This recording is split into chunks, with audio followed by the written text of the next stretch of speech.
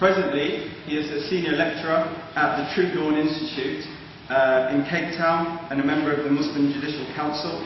He's also the director of the Discover Islam Centre in Cape Town, South Africa, and he is the head of the Da'wah Coordinating Forum of South Africa, and he has recently started lecturing as an instructor for the Al-Maghrib Institute, for whom he's currently conducting a course on Islamic history in London, and subsequently will go on to teach in New York. So without further ado, I'd like to call the Sheikh to speak.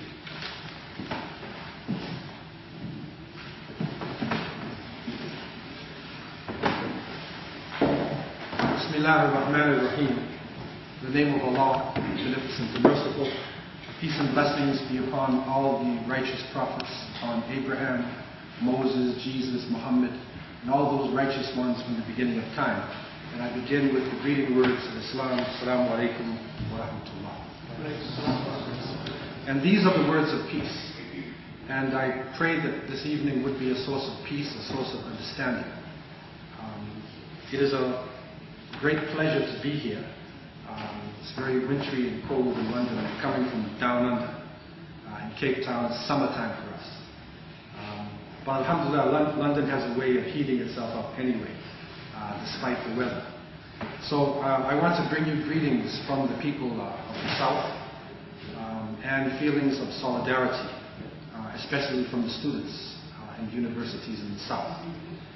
Alhamdulillah, this is a very important discussion for Muslims to have and to begin to project Islamic understandings outside of the mosque and in society itself. Somebody might ask, how can you discuss the concept of an Islamic approach to the environment, the word Islamic? Because for many people that tends to give the understanding of the Middle East. But I want to inform you that according to our scriptures, we are told, and in the chapter called Surah An-Nahl, the verse of the bee, it says, وَلَقَدْ بَعَثْنَا فِي كُلِّ أُمَّةٍ رَسُولًا أَنْ يَعْبُدُوا اللَّهَ وَاجْتَنِبُوا الطَّاغُوتَ. And we have sent, verily we have sent a messenger to every nation, that they worship one God and stay away from false deities. And so the concept of Islam is not something which is restricted to the Middle East. It is our sincere belief that prophets and messengers came to every nation and every tribe. Prophets came to China, prophets came to India, prophets came to Europe, prophets came to the Americas. Every nation, every tribe at one point in time had a warner that informed them of the importance of worshiping the creator of the universe and not the created things. My family in America are predominantly African Americans, and I was raised as an African American. My grandmother on my father's side was a First Nation person from the Mohawks, and this is what they call the Red Indians. Although, as we have been studying in our lessons, they're not actually Indians. Columbus was lost. He bumped into America on his way to India, and so the name followed the people there. But the native people, especially in the Northeast, when they would build a dam, when they would make any major change in their environment, they would think ahead 3 generations. What would be the impact of stopping water in this area upon people who live 3 generations from this time? They had what some people would call a holistic approach, that they connected their spirituality with their society and with the very environment that they were living in. So that is the essence of what we call an Islamic approach. It's not a Middle Eastern approach, but it is a holistic approach where spirituality is not separated from material life, where it's like a circle, and all of our understandings come together based upon the belief in one God. South Africa itself is a country in great transition. And for the past 10 years, alhamdulillah, all praises to Allah, I have lived in that country. And it was an attempt, and is an attempt, for people to develop a society to come out of a state of oppression without a major revolution. to bring together people of different colors, different religions, different nationalities, to forge an identity through a social change that's not based upon a violent revolution.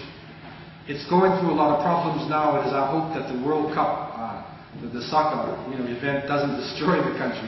That it actually helps, and there's huge stadiums being built in different parts of South Africa.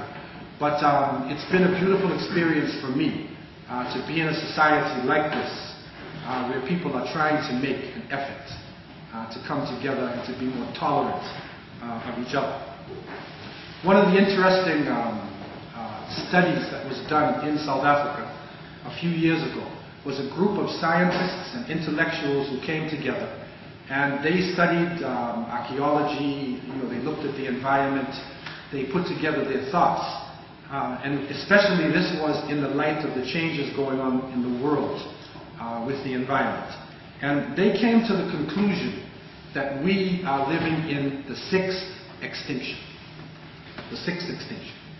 From the results of the finds that they made, they postulated that every 100 million years or so, a major change happened in the environment on Earth, and whole species were eliminated.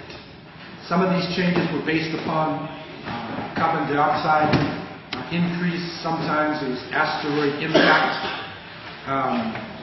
There were different reasons why the climate drastically changed, and species were actually eliminated.